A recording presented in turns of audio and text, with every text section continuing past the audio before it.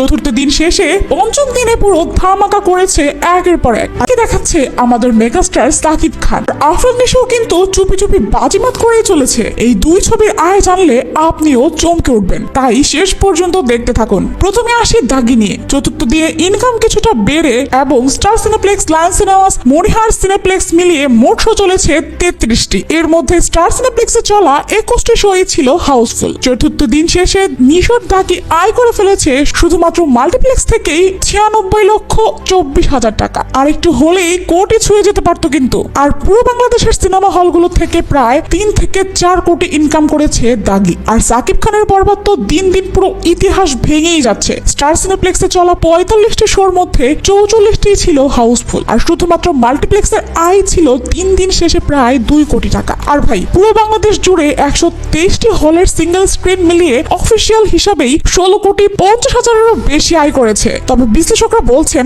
এটি আনঅফিসিয়ালি 30 কোটিরও বেশি ইনকাম করে ফেলেছে ইতিমধ্যে। তো দর্শক, নিশো নাকি সাকিব, বরবাদ নাকি দাগি, কোন নায়কের মুভি আপনার কাছে সেরা বলে মনে হয়েছে? অবশ্যই কমেন্টে জানাবেন। কমেন্ট করে জিতিয়ে দিন আপনার প্রিয় নায়ককে।